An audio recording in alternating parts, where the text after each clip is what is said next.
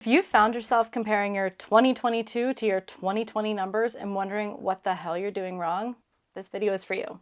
2020 was the literal gold rush for online marketing, and yet 2 years later, coaches and marketers are still bragging about their 6- and 7-figure launches that they can get you to as well, and business owners are still trying to get back to their 2020 numbers. But the context is not the same. The truth is, it's not 2020 anymore, and everything feels like it's broken. Every online marketing strategy or trick or tried and true go-to does not work, or simply just isn't performing at the rate it was 2 years ago. So if you want to know why everything feels broken, what's working now, and what you can expect going forward, then hang tight, because that's what we're breaking down today.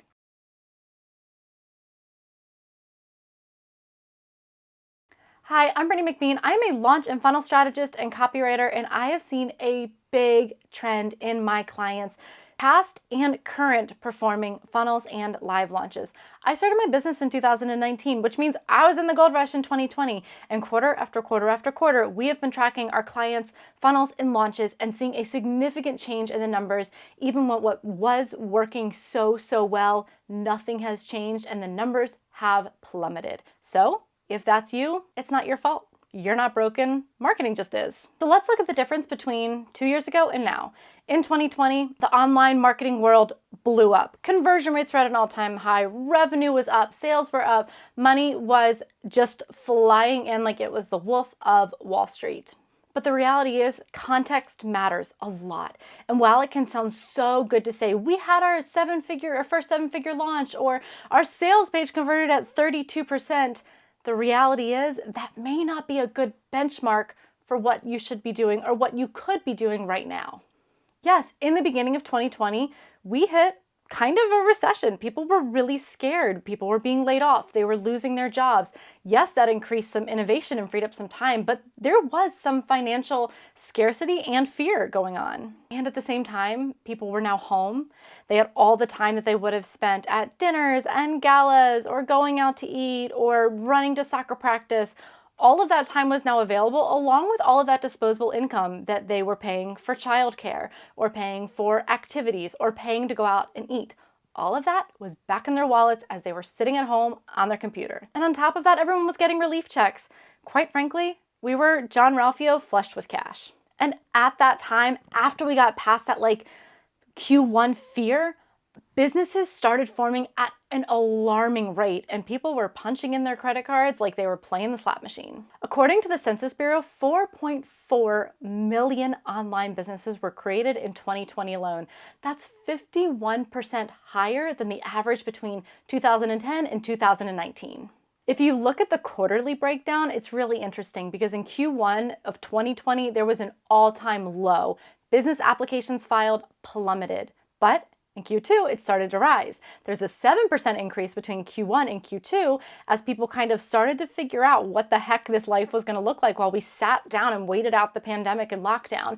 And they got innovative and creative and started making businesses based on either their hobbies or their passions, or really just expediting a process that they had planned on doing all along. They were just going to wait 2 more years and quit.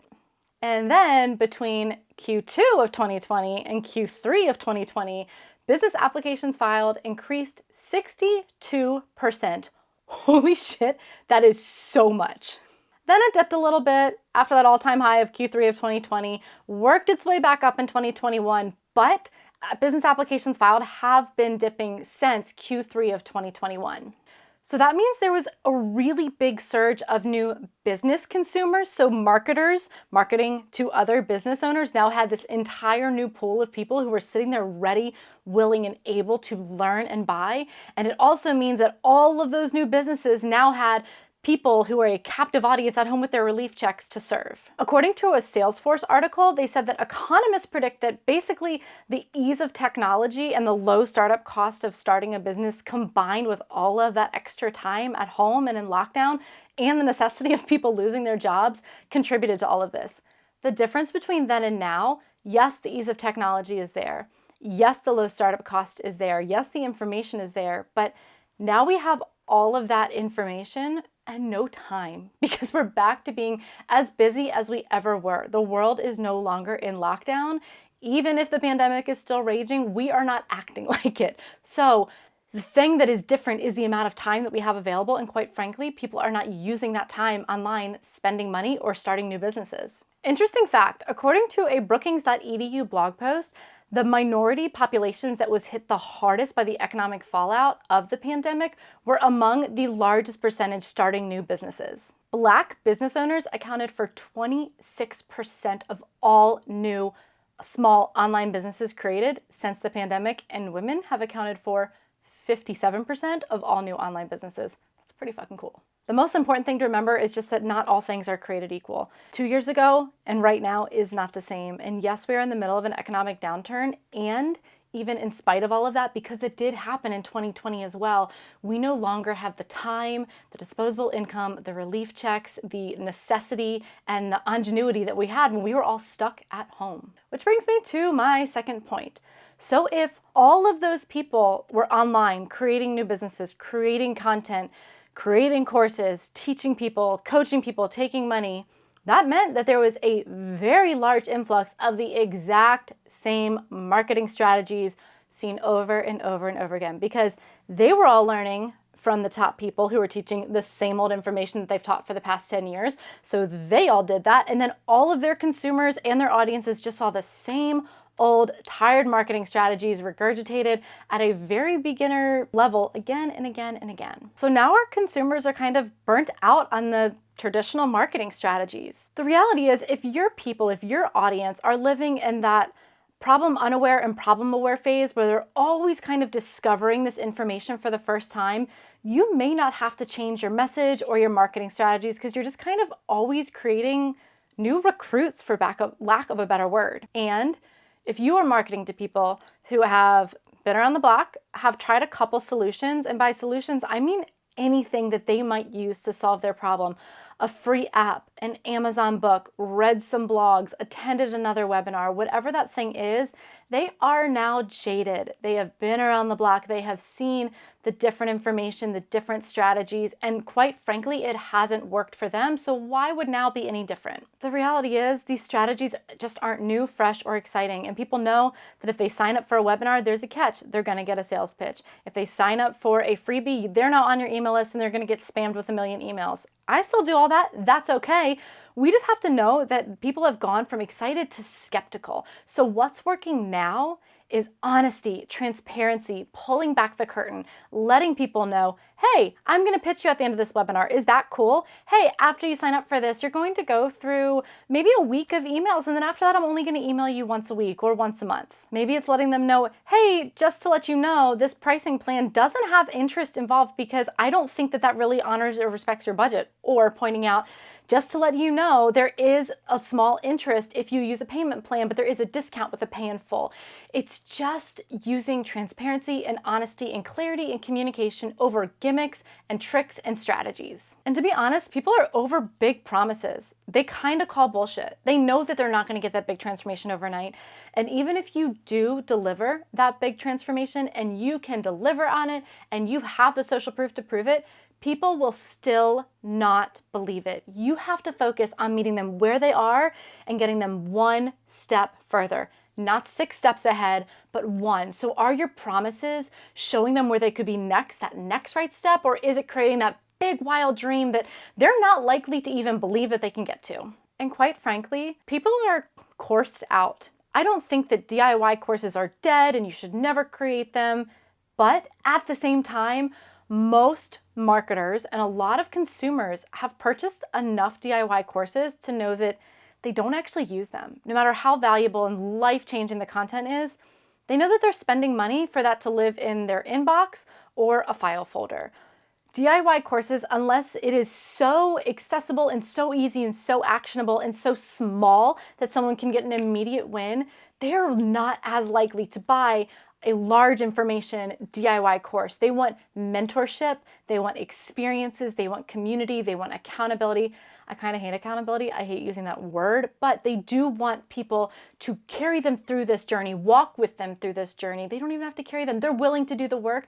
They just want to know that they're not alone. And above all else, your number one priority in your marketing, the most important thing where you should invest your time, your money, your efforts, your contractors is your messaging, because your messaging, connecting with the right person, meeting them right where they are, allowing them to be seen, heard, known, understood, and validated is going to connect with your people and convert in a way that no Black Friday sale or countdown timer ever could. And last but not least, the word on everyone's lips these days, the recession. Even though Biden says we're not really in a recession, but we kind of technically are if you look at the numbers and according to economists, whether we are actually in one or not, we're all feeling it. We're noticing it at the gas pump. We're noticing it at our grocery bill. We're noticing it when we look at new home prices and mortgage rates and everything that you are experiencing as cost of living rises. We are all feeling those purse strings tighten, regardless of whether we're in a recession or not. And the reality is, in an economic downturn, people will always change their buying behavior. How they spend their time and their money will now be considered with much more intentionality and discernment than before. I found some really interesting articles from 2009 that were written anywhere from 12 to 24 months after the 2008 crash, and they had some really enlightening data on what it looks like to market in a true recession. In a recession, there becomes a significant correlation to price and perceived value. People are willing to sacrifice on value in order to get a product that is slightly cheaper. And then that impacts their perceived value of that product or of that industry going forward. In a McKinsey.com article in 2009, they said 18% of all consumers switched to lower priced generic brand packaged goods. So yes, we're talking about packaged goods. We're not talking about online courses. I still find this to be a fascinating case study. So 18% went from the top shelf to the bottom shelf, and they walked home with their Kirklands because it was cheaper. And then 46% of those 18% said that they were shocked at the performance of that product and how happy they were with it. And then 34% of those people said that they actually now preferred the lower price non-premium product. And the other 41% said that they definitely preferred the premium brand, but it honestly wasn't worth the money. So for example, in 2009, P&G released a new product called Tide Basic because their consumers were jumping ship and buying much cheaper brands. So they created a much cheaper product for those people looking for the lower price point.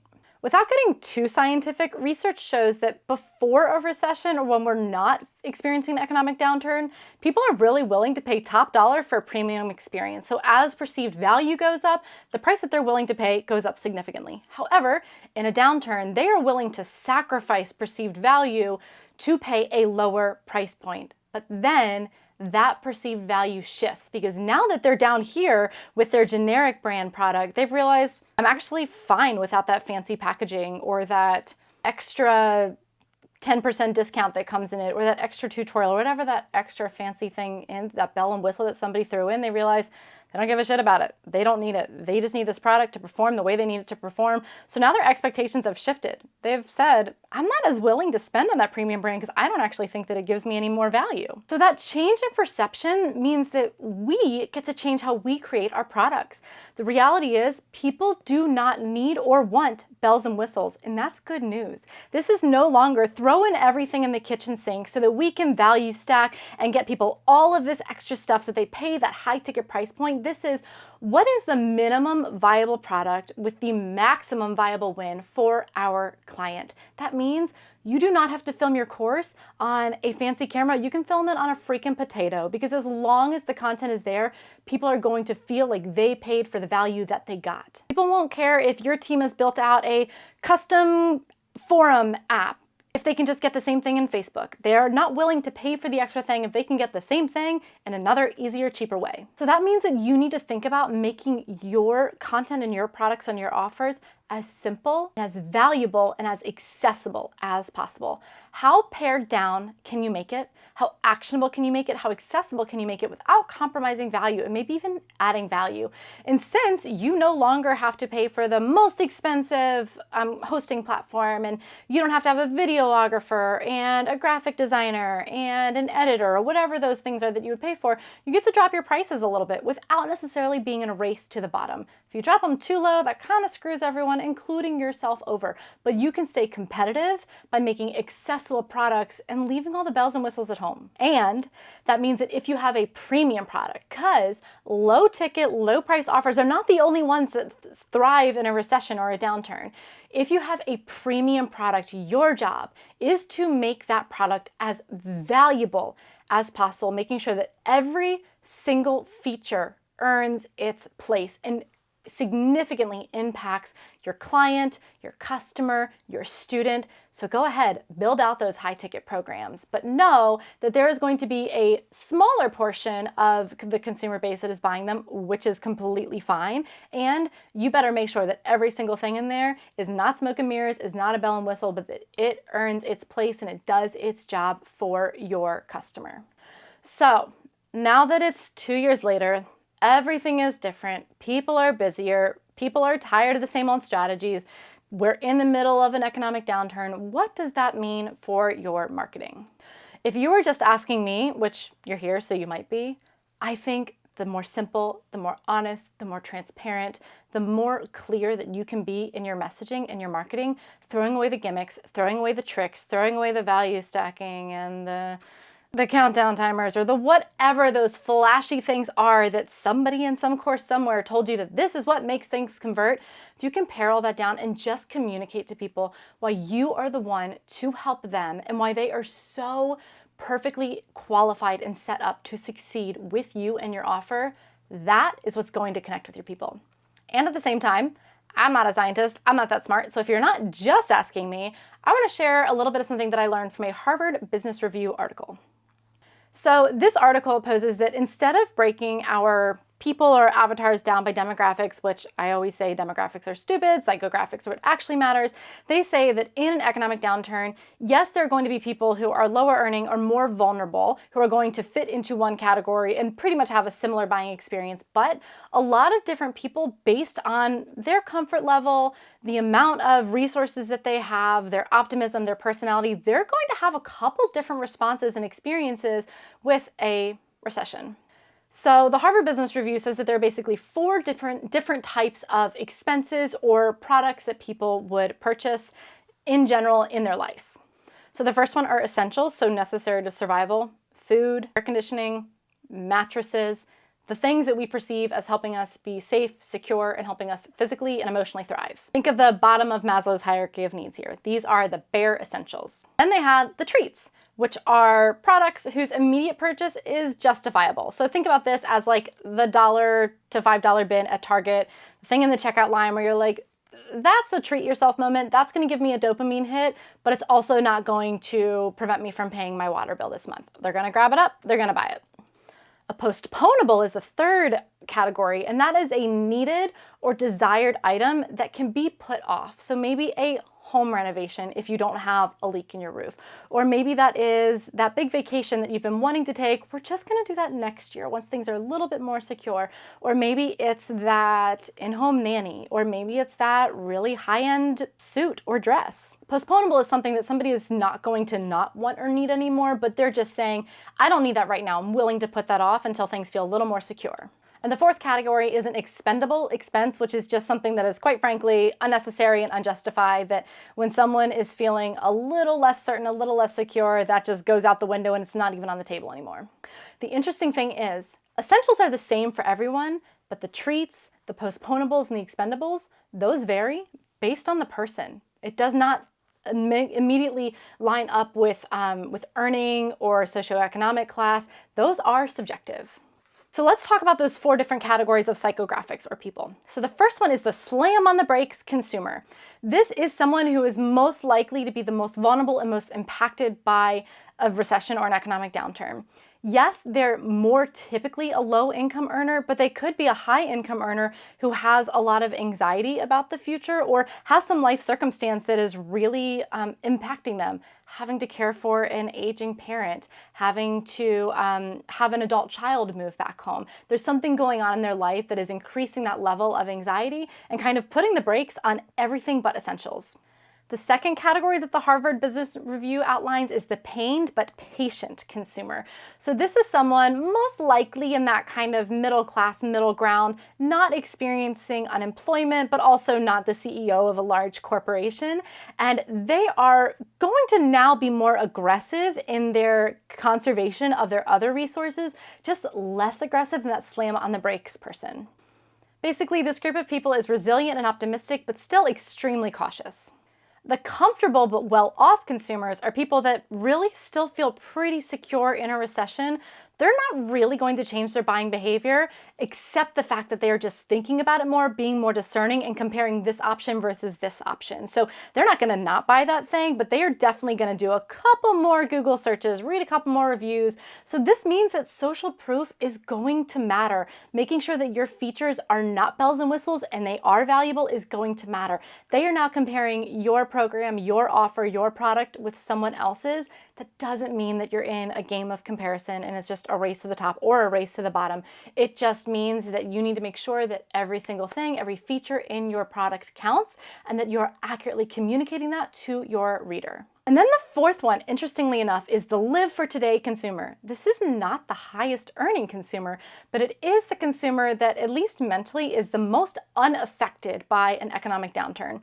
This is usually someone of a younger generation, maybe doesn't have the weight of all of life's responsibilities and bills, they're renting, not owning, or it also could be that billionaire who it doesn't matter how much the rest of us are suffering, they are going to be just fine. I'm going to include a link below with all of the sources I've been citing, but specifically this Harvard Review article, because it's just honestly better than I could sit here and talk at you. But they have a really interesting graph in that article that lists out the four different categories of purchasing and then the four different consumer personas and how people make decisions in each category in a recession. It's really interesting. I highly encourage you to check that out.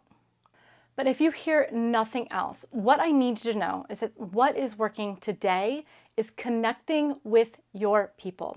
So yes, all of those marketing strategies and gimmicks that you learned in that course to sell your online course or coaching program, they have worked in the past and people are just quite frankly burnt out. They might still work. It's not that they don't work, but they are going to burn your audience out more. They may not be hitting the right target because honestly, they hit the more vulnerable people who may not be ready for your program. And it may not be in alignment with how you want to communicate and serve your people. If you can stay relevant, if you can stay in the moment, and I don't mean relevant as in keeping up, I mean keeping your finger on the pulse, listening to your people, accurately understanding their current wants, needs, fears, anxieties, desires, frustrations, hesitations, not the ones they had 2 years ago, not the ones they had 5 years ago, where they are right now. And then you use that information to go optimize your offer. Remember, it is always audience, offer, copy. I have a video on that. I mention it pretty much every time I talk.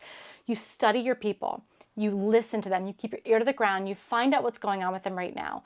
Then you look at your offer and you say, what in my offer doesn't serve these people? It's going out. What in my offer needs to be optimized to serve these people better? I'm restructuring the format of this information and what needs to be added into my offer. It's not always added. Sometimes it's restructuring and taking away. It's editing. But is there anything that you can add to actually increase the value and the likelihood of success, not to increase the number of things that you can list on a sales page? Just know that people are less likely to take a gamble on uncertainty. Their dollars have to go further. Every dollar has an intention assigned to it. So if you can lead in your messaging, in your copy with social proof about where they could be tomorrow or next week, not necessarily like 6 years from now, or even if it's a 6 month from now win, but it feels so out of reach for them, that is not going to be as powerful as a social proof that they can see themselves moving in that direction tomorrow.